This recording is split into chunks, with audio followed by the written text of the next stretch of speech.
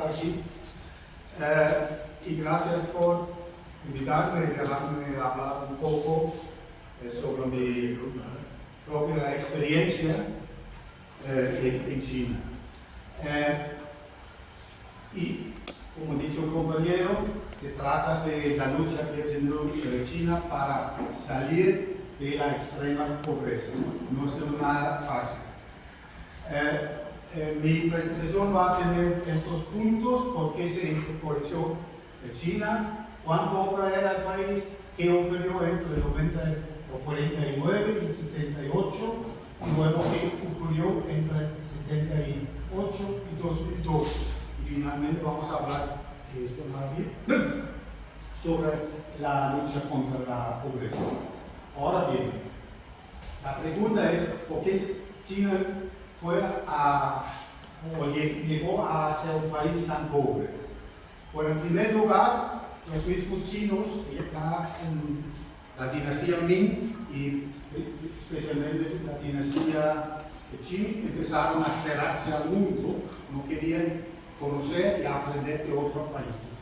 Y luego llega la industrialización en Europa y China empieza a dejarse atrás en el resto de esos países. Y en el siglo XIX hay una serie de guerras de agresión contra China, la guerra de opio, la guerra con Francia en el 83, guerra con Japón, cuando Japón ocupó o tomó a Taiwán, una guerra de agresión en el año 1900 de 8 potencias, la mayoría europeos menos Japón, y Rusia también en aquel momento. Y luego, evidentemente, otra ocupación por Japón en la Segunda Guerra Mundial, y algunas guerras civiles. Y es un periodo que los chinos llaman 100 años de humillación, porque fueron sencillamente saqueados y atacados por los colonialistas europeos. El resultado fue lo siguiente. Y vamos a ver un poco más claro, pues en el año 1820, China representó casi o realmente más del 30% del Producto Interior Bruto Mundial. Y cuando venció la revolución, 130 años más adelante, solamente representaba el 5% de la producción mundial. Y fue en aquel momento el 10º país más pobre de la planeta.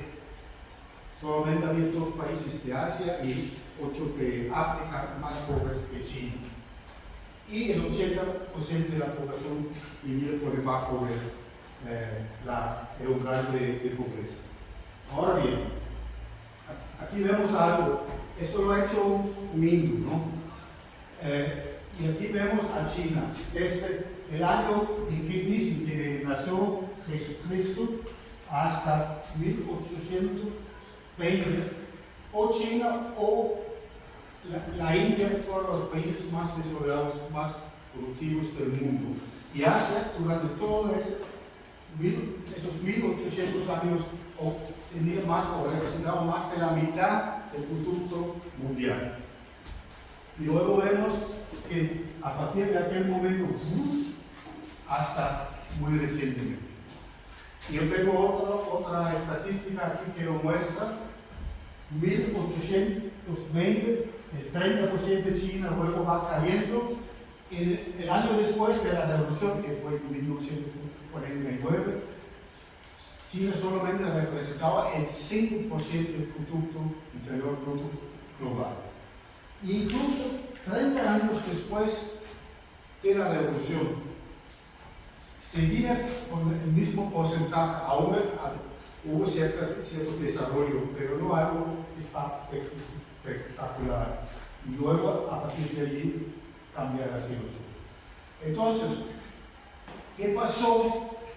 Y es interesante, en los primeros años, las primeras 3 décadas de la revolución.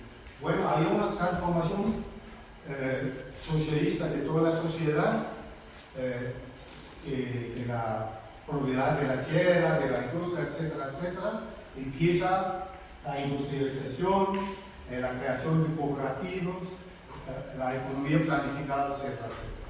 No obstante, sigue siendo bastante poco. Entonces, 30 años después de la revolución, casi había el doble de habitantes y habían logrado aumentar la edad o la esperanza de vida en 32 años, más de un año por año de revolución. Había otros progresos, alfabetización y mejora de las condiciones de la mujer, y luego empezaron con las primeras protecciones sociales. Muy poco, pero para sobrevivir.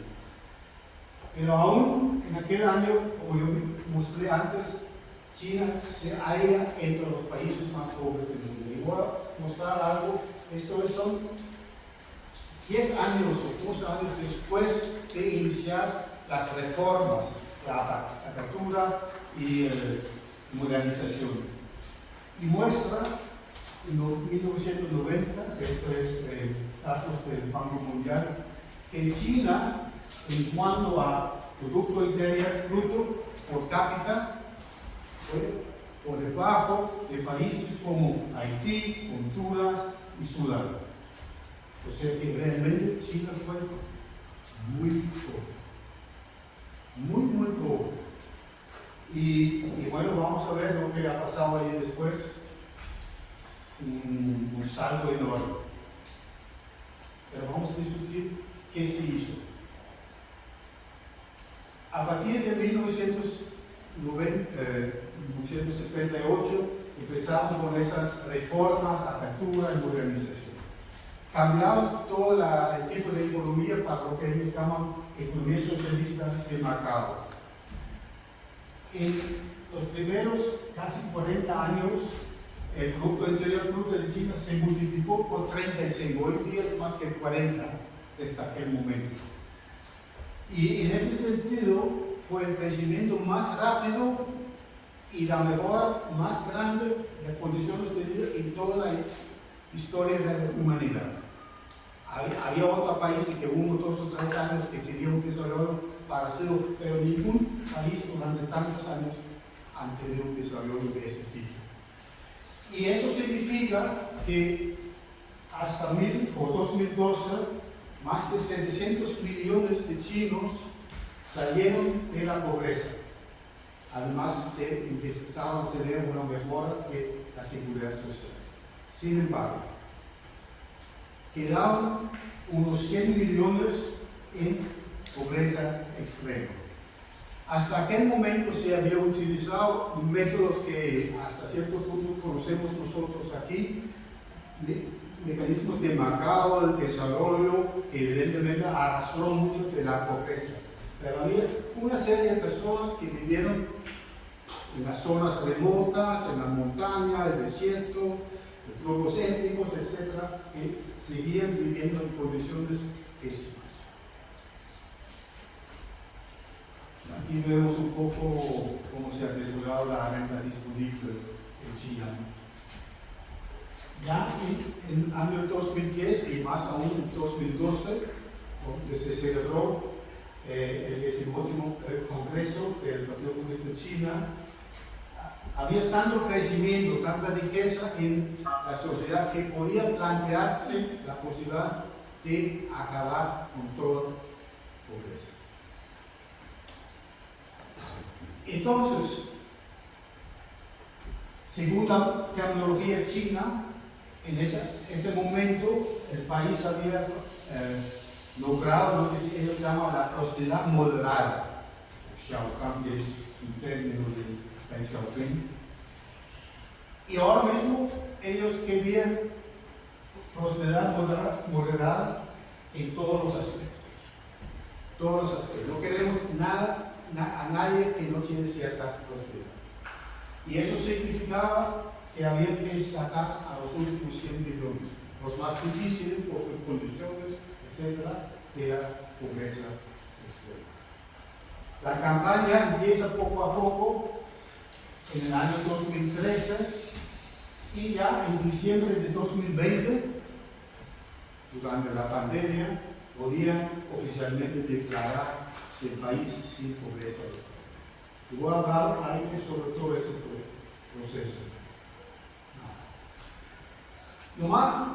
Lo fundamental para hablar de este tema es definir qué significa pobreza.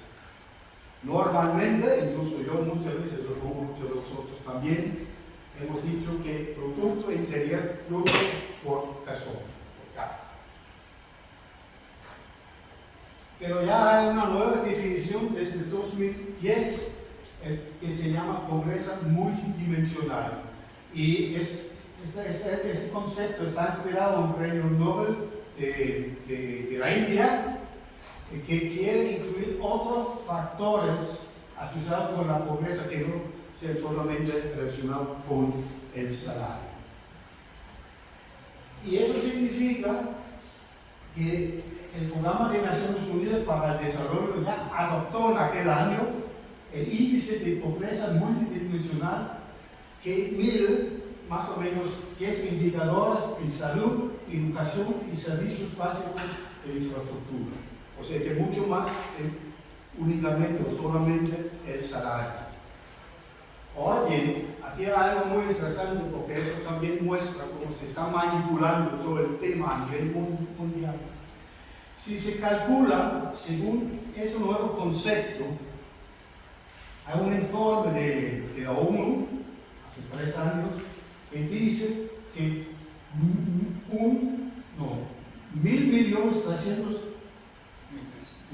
1.300 millones de personas, es decir, más de la quinta parte de la humanidad, sigue viviendo en pobreza en el año 2000. Pero si se usa el modelo, el concepto anterior, solamente son, solamente son el 9%. O sea que realmente cuando nosotros escuchamos que el 9% vive en pobreza de la población mundial de la humanidad, la cifra calculada bien según una metodología más avanzada es más del doble.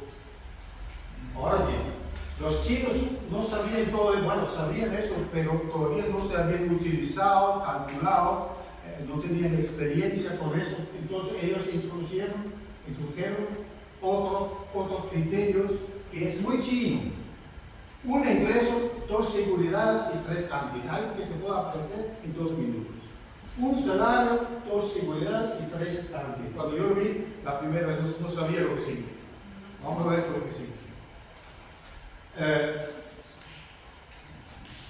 Un ingreso, y para los chinos esto es algo, es más alto que lo que dice el Banco Mundial y toda esa institución en cuanto a salario.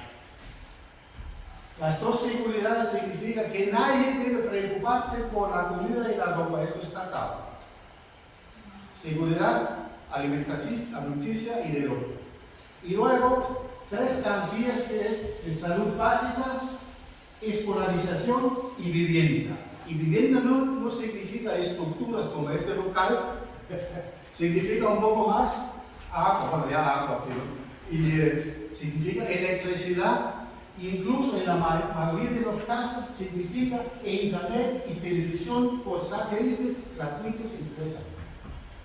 O sea, para realmente conectar a esa persona tarde una vida. O sea, todas las casas ahora tienen agua, tienen baño, tienen ducha, tienen luz. Es la idea. Y eso es muy parecido a lo que hace la ONU.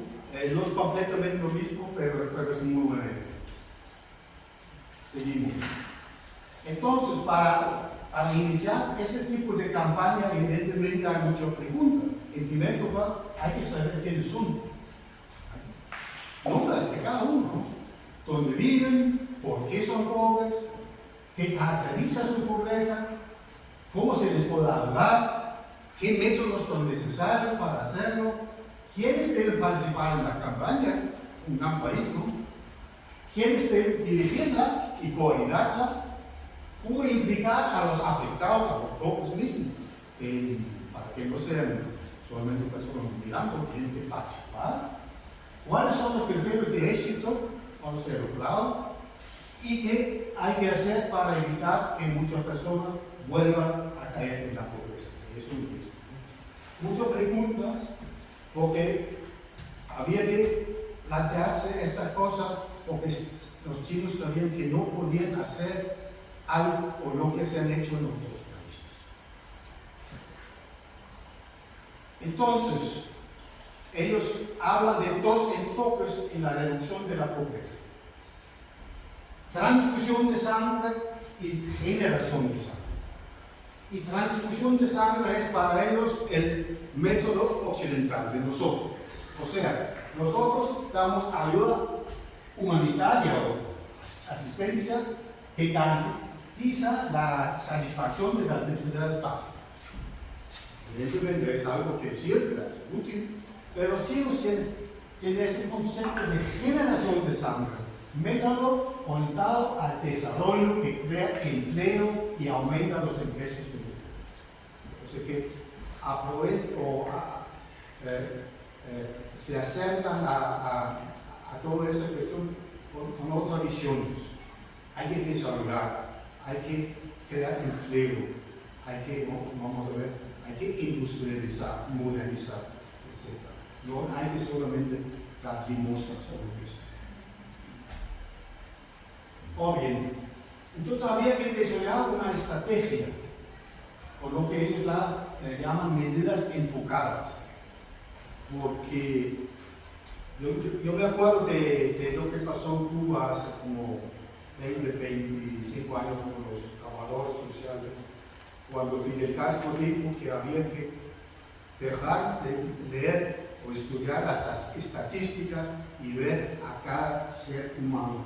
¿Cuál es el problema? Porque cada ser humano tiene que sacarse de la pobreza. Lo mismo los chinos. Hay que ver la situación de cada persona, cada familia, cada aldea, cada región. Entonces, cuando ellos empiezan con esa fase, estaban muy convencidos que ya no pueden conseguir más ni con política de mercado o de otro método. Había que hacer otra cosa, es decir, unirse en todo el país, a actuar con más agudeza, adoptar medidas más enfocadas y realizar esfuerzos extraordinarios. No solamente hacer esfuerzos extraordinarios. Vamos a ver cómo lo he hecho.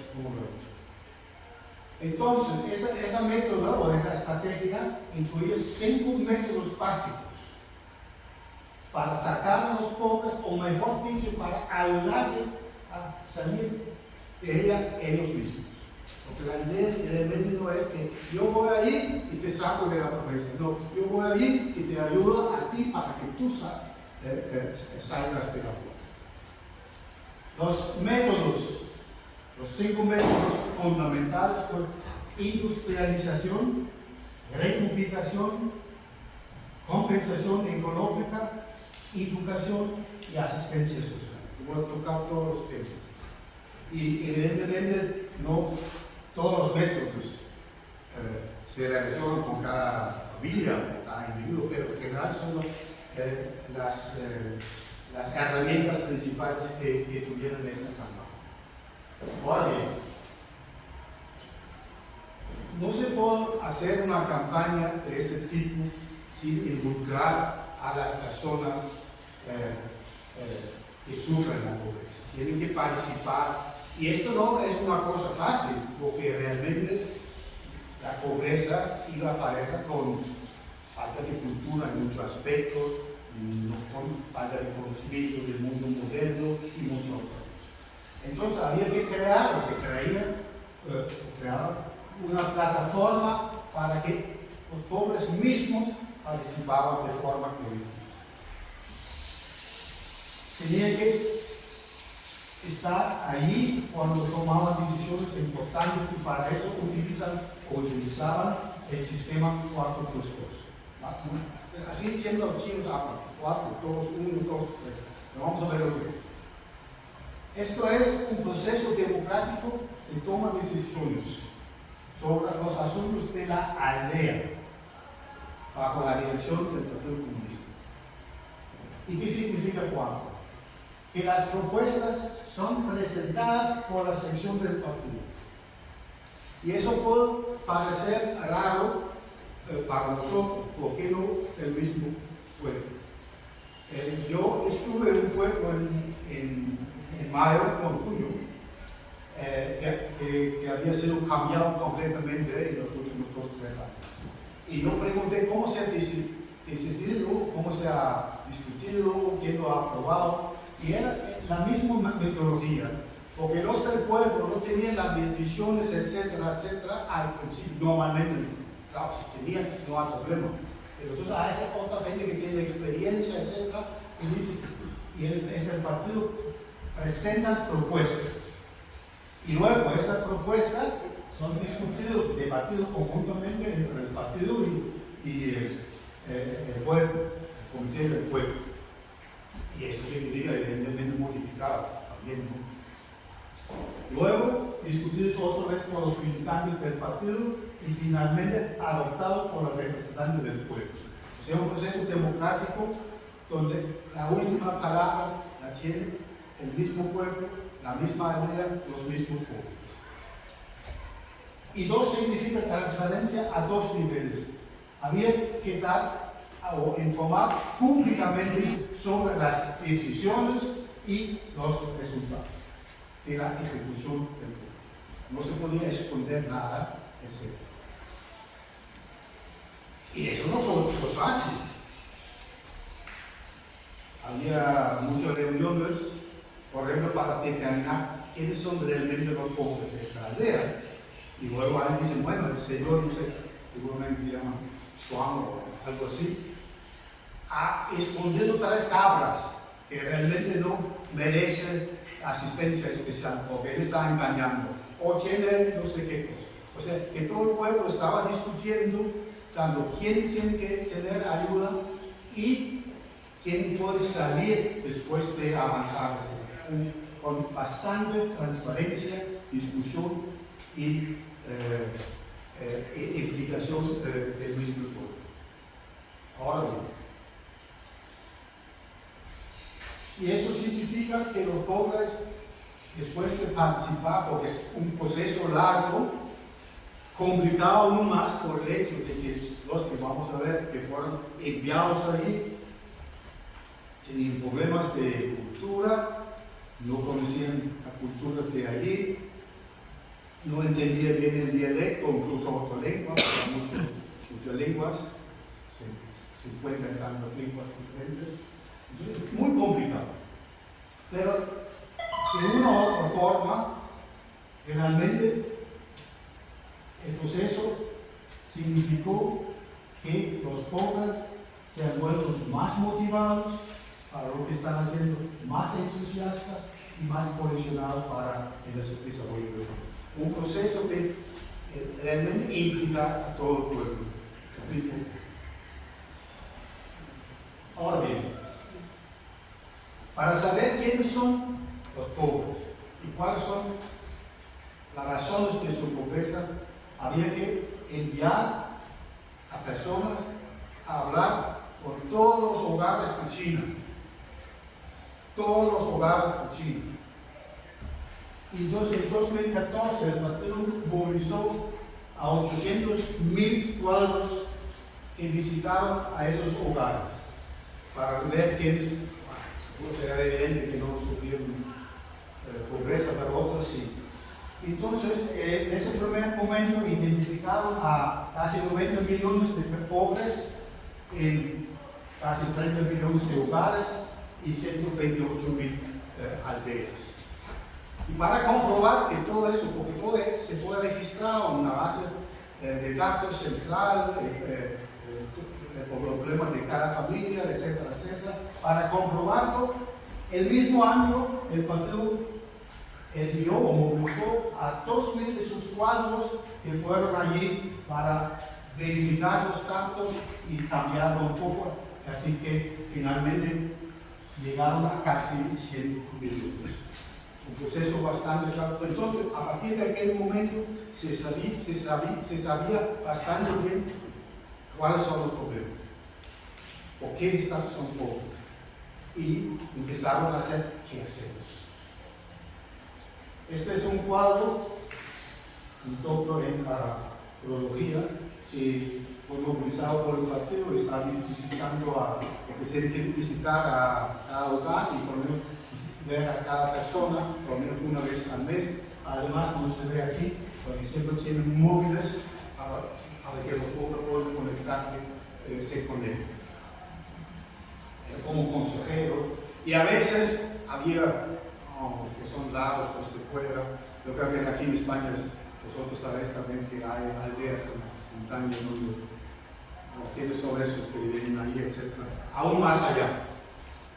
Era un proceso que generalmente fue bastante positivo. Un factor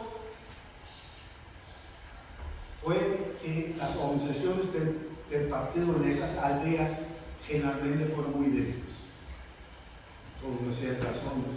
Y entonces muchas veces enviaban a personas calificadas, hasta a veces vicealcaldes de algunas ciudades allí, y para trabajar allí algún tiempo y normalmente para ser presidente del partido local, para movilizar y organizar y impulsar.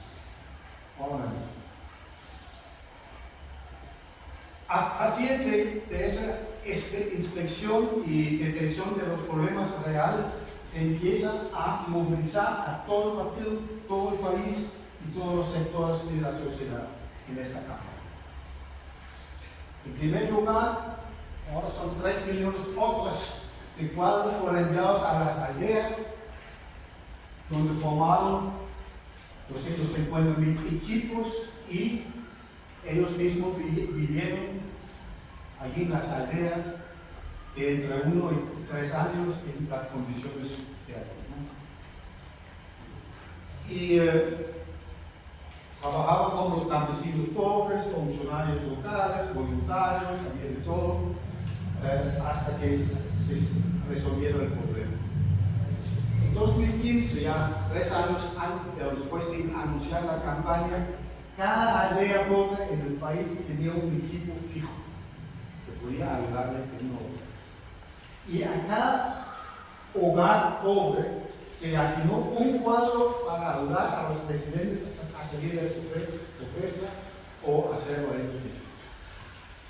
O sea que era una campaña muy personalizada, enfocada. ¿Quiénes son los principales actores? Bueno, todo se apoyó en la fuerza del Partido Comunista de China. Y basado en esas fuerzas se creó una red de gobernanza donde el gobierno central actúa como coordinador, los gobiernos provinciales asumen la responsabilidad general y los gobiernos, lo llaman gobiernos municipales y diputados, supervisan la ejecución del plan. Así que fue la distribución a nivel del Estado. Ahora bien, en el centro tenemos el Partido Comunista y su juventud. Y luego el gobierno central y gobiernos a diferentes niveles.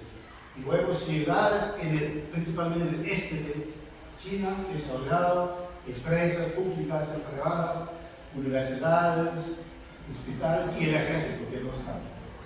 Ahora, ¿qué hicieron? Bueno, solamente para ver la distribución de finanzas invertidas por parte de los gobiernos, vemos cómo iba creciendo poco a poco a lo largo de los años, cuando estaba cada vez más claro lo que había que hacer. Bueno, hay muchas iniciativas, por ejemplo, diferentes unidades de las provincias orientales invirtieron dinero en gobierno, asistencia social en diferentes regiones occidentales, donde normalmente está el problema. Movilizaban a más de 22.000 empresas para que invirtieran dinero también, etc. El Ministerio de Educación garantizó la participación en la campaña de diferentes facultades y universidades. Eso significa que llevaban el proyecto de investigación, enviar cuadros y expertos para la formación en agricultura, sanidad, planificación urbana, lugar y educación en conjunto. O sea, que todos los expertos necesarios para desarrollar las regiones.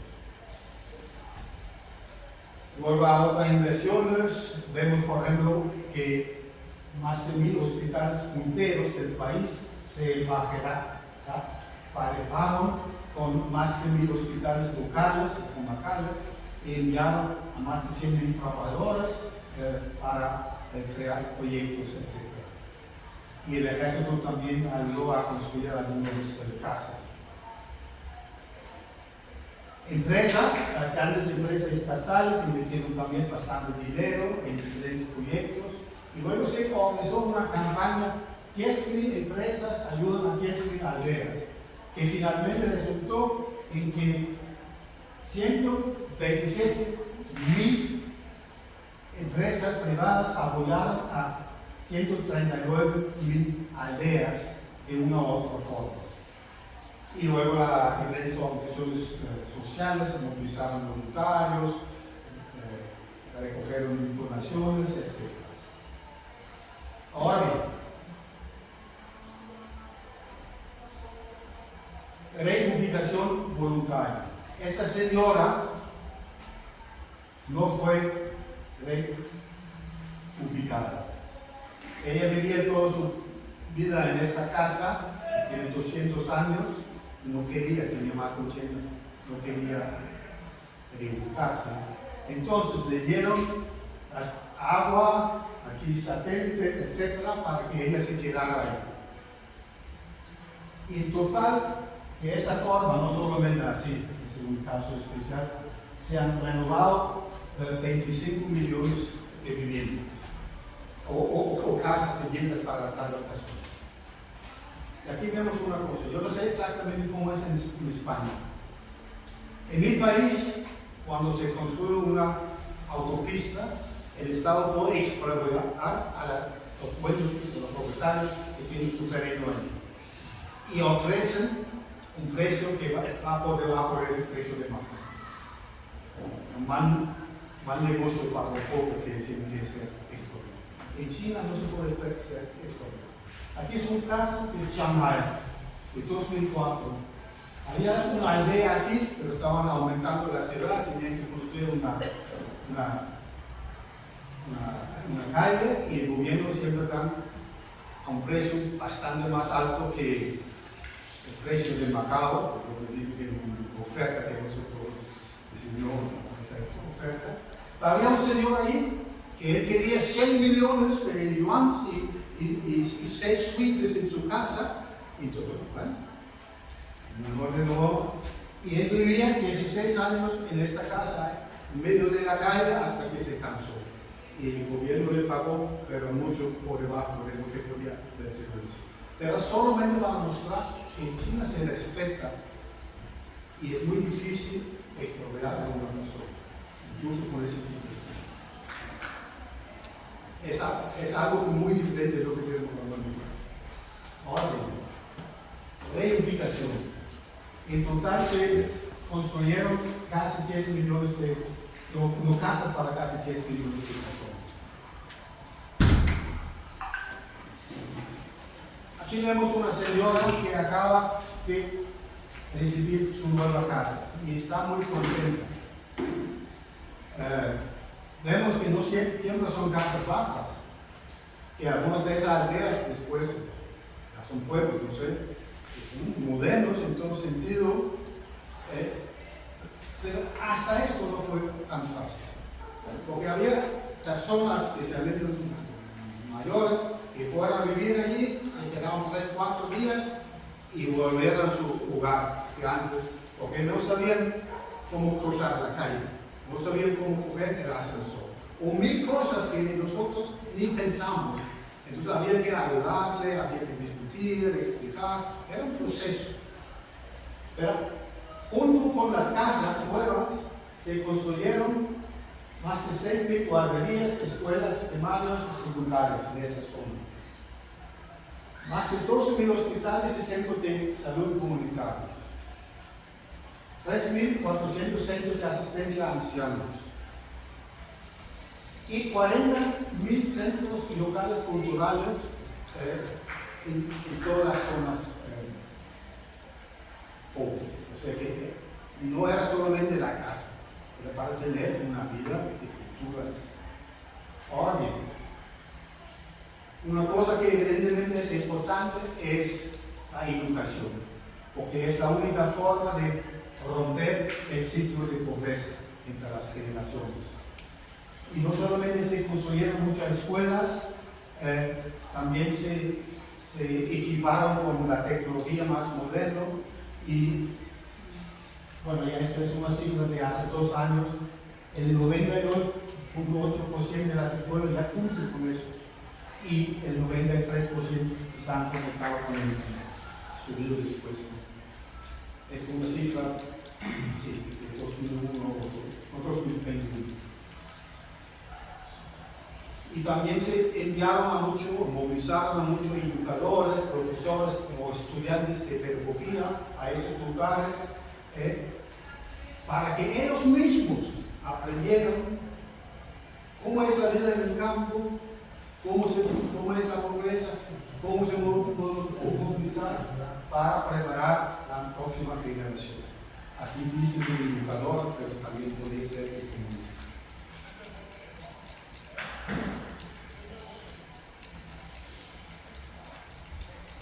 Además, 1.1 millones de kilómetros de nuevas carreteras que llegan al 98% de todas las aldeas pobres. Después voy a explicar por qué es tan importante. Pero fue un trabajo enorme. Aquí vemos otra carretera.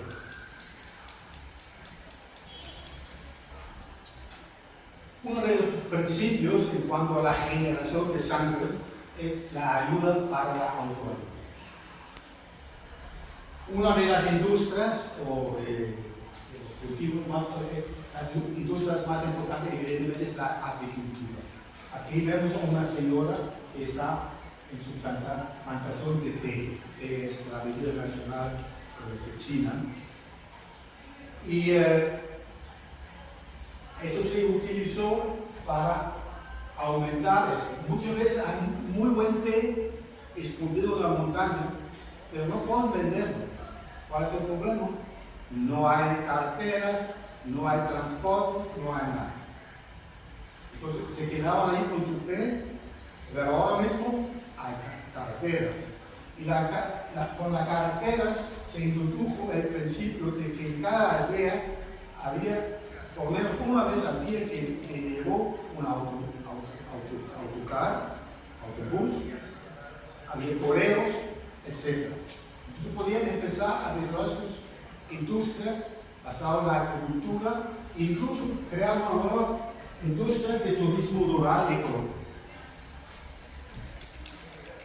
Y hay muchísimas otras de ese tipo. Se utiliza también la tecnología moderna. Esta señora, que también tiene una plantación de té, está con internet dando publicidad o explicando la calidad, la propiedad de su té, porque tiene tantos nombres y tantas cosas que hablar sobre el té. Y si alguien quiere comprar, lo pone en un paquete o una caja, lo lleva allí y el mismo día o el día después sale un camión hacia nosotros. Lo que no se pudo sin carreteras y sin toda esta dificultad. Ayuda mucho a la industrialización. Ahora vemos otra cosa, también se abrieron nuevas industrias tradicionales de té, de aguacate, de girasol, de lo que sea. Esto es de arañas y que se utiliza tanto el veneno como las fibras, etc. Esto se ha hecho gracias a empresas públicas y privadas que han invertido, que han ayudado a a los pobres, en la formación técnica, etcétera, etcétera, para ese tipo de industria. Y también de escorpiones, que es una delicadeza en China, no como escorpión, no me gustaba. Y cada vez que yo lo como, no me gusta decir, es medicina tradicional en China. Es la forma de convencer. Pero bueno, muchas industrias y evidentemente se ve que es bastante moderna esta. Otra industria es de agricultura y que realmente con todas esas políticas la industrialización llegó a casi el 100% de todas las aldeas, de una u otra forma, y se crearon 300.000 bases industriales para la producción agrícola y también de vacas y cabras y cosas así. Y todo en todos los condados pobres, fueron 800 millones. También con inversiones de compensación ecológica. Bueno, sabemos bien dónde hay pobreza en el campo, en la montaña. Los campesinos a veces van allí para cultivar y destruyen el ecosistema para sobrevivir, se sabe. Entonces, la política fue dentro del marco de toda la política de civilización ecológica en China, que dieron compensación a los pobres para que, aquí ponen millones, como si fueran 4,5 millones de hectáreas de cultivo que volvieron a ser bosques o otras cosas. Y ellos recibieron compensaciones para ya no podían comer. Pero no solamente eso.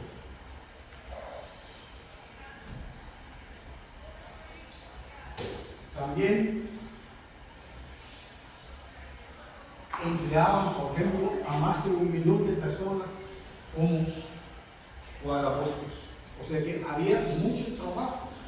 Guardar el bosque, el desierto, crear ecoturismo, etc. O sea que no solamente da compensación para recuperar y proteger la naturaleza, pero también dar alternativas, etc. Y se formaron también más de 20.000 cooperativos de ese tipo para la forestación. Y hay que decir que China, durante las últimas 3 décadas, no me acuerdo exactamente, ha aportado el 25% de la forestación a nivel mundial. O sea que China está también a la cabeza o casi a la cabeza de ese trabajo, porque están trabajando muy seriamente para una situación nueva. Este presidente de China, Xi Jinping, en 2012, él es una persona que su padre fue castigado durante la revolución cultural y él mismo fue enviado a una aldea pobre, lejísimo de todo. Y en vez de quejarse empezó a trabajar, conocer a la vida y a ayudar a tomar iniciativas. Vivió ahí 8 años. Y luego toda su vida, realmente toda su vida, ha luchado contra la pobreza, diferentes niveles. Entonces, él llega a ser presidente en 2012, inmediatamente, no solamente por él, pero él toma la iniciativa, formula la política, aquí están muchas citas de él, como él está impulsando, tomando iniciativas, nuevas ideas de las inspecciones, etcétera, etcétera. Y aquí hay una cita muy interesante al principio del año 2002, cuando ya había empezado la pandemia. Y dije, no podemos hacer nada, bla, bla, bla. Y él dijo, se refería a la reducción de pobreza, pero conociendo según el plan previsto, no es negociable. O sea, que para él fue lo más importante. Hay que terminar con la pobreza. No hay disculpas, ni siquiera la pandemia. Y él mismo, el estilo, no sabemos mucho aquí en nuestros países, no en Dinamarca, que los chinos son bastante como muchos de nosotros conocemos a los humanos. Los dirigentes están saliendo, visitando a las diferentes regiones del país, a las diferentes personas, etc., para conocer sus hijos, Xi Jinping, él lo hace también y exige a todos los dirigentes que hagan lo mismo. Y él mismo ha visitado a todas las zonas pobres, contiguas, y a más de 20 aldeas. Y él se siente a hablar, porque él habla el lenguaje, esto me he dicho ya, el lenguaje del pueblo. Se siente para conocer la situación de la cual son para formular luego su política. Para mí es muy parecido a Fidel Castro. Él dice lo mismo todo el tiempo, salía, visitó a todos, etc., se preocupaba. Pero no es la sensación que tenemos, por ejemplo, no es la sensación de que nuestra prensa oficial da de ese problema. Pero ese tipo de dirigentes tiene China también. Ahora bien, ¿cómo se desarrolla la situación de la pobreza? Bueno, cada año había menos que había que esperar. En cambio, duró 4 o 5 años hasta que el número de contados con pobreza, algún tipo de pobreza, empezara a bajar. Y en 2019, así 2020, quedaban 52. Y había algunos que igual dejamos para que la misma cifra que el presidente dijo que no, vamos a caminar, cueste lo que cuesta. Y esto es la renta anual, como las más del doble, no nos dice mucho porque si comparamos parece algo muy bajo, ¿no? Entonces, ¿qué podemos decir si resumimos? Este programa de lucha contra la pobreza realmente incluyó a prácticamente todos los rincones de la sociedad china. Empresas, diputados, gobiernos, escuelas, universidades, una movilización enorme. Y realmente una movilización de masas en muchos sectores de la sociedad. Y si vemos la metodología y la escala, es algo sin precedentes en la historia de la humanidad. Y todo se ha logrado a través o con el apoyo de la fuerza ideológica, política, organizativa del Partido Comunista de China. Ahora bien, esta es una cita de un libro blanco que se publicó en 2020, cuando ya se había acabado, se había resuelto el problema, se había acabado la campaña contra la pobreza. Y entonces, no es una publicidad, propaganda al principio prometiendo algo, pero es una producción de lo que se hizo. Y el Partido Comunista prefiere reducir el número de grandes proyectos, penalizar los intereses parciales locales y a corto plazo, ralentizar el ritmo de crecimiento económico en beneficio de los pocos que viven. Y eso es lo que pasó. Evidentemente, cuando se movilizan tantos cuadros, se quitan cuadros en uno u otro lugar y falta personal para diferentes tareas. Si se utiliza tanto dinero para inversiones, falta dinero para algunas inversiones locales y hay que dejarlo para el año que viene, dentro de 3 años, etcétera, etcétera. Eso tenía sus costos. Pero la prioridad de la sociedad china o del Partido Comunista y sus dirigentes fue resolver este problema.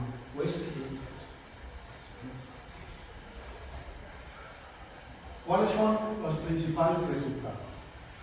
Sacaron a casi 100 millones de personas de la pobreza extrema. La renta fue casi el doble después de 7 años. 60 millones de pobres tienen garantizada una pensión básica. 99% de todos los pobres tienen ahora un seguro médico básico. Yo no sé por qué el 0 por 1 no lo tiene, no lo sé. Pero hay de todo, ¿no? Se han renovado unos viviendas para unos 25 millones de personas y se han alojado unos 10.000 personas para nuevas viviendas. Se han construido miles o decenas de miles de escuelas, centros culturales, centros médicos de salud. Y es cosa. Antes había un gran abandono de estudiantes y alumnos en las escuelas primarias y secundarias por pobreza o por otras razones. Han logrado que ahora mismo casi el 95% de los escolares terminan los 9 años. Es un proceso, porque hay muchas razones, cultura, complicación, pero esto es un gran progreso. Y, como he dicho ya, han construido 1.1 millones de kilómetros de carretera.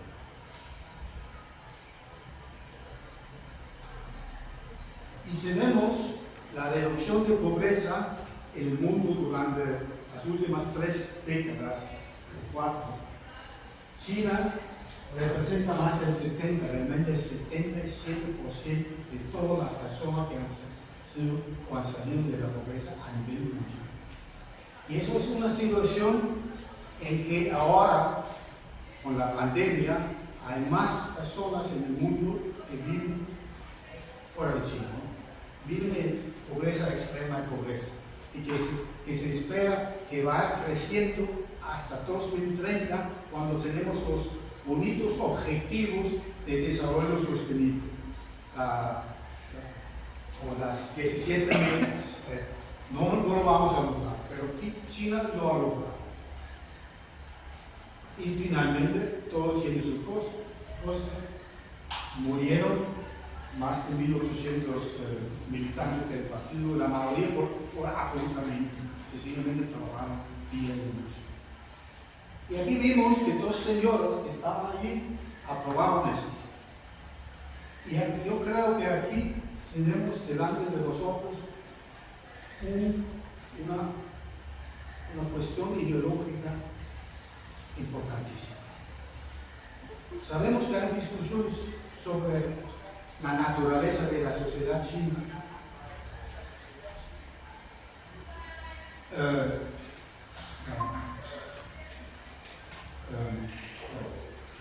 Algunos dicen que es capitalismo, etc. Pero vamos, si esto, lo que está pasando en China es capitalismo, ¿cuál es el mensaje de los pobres en el mundo?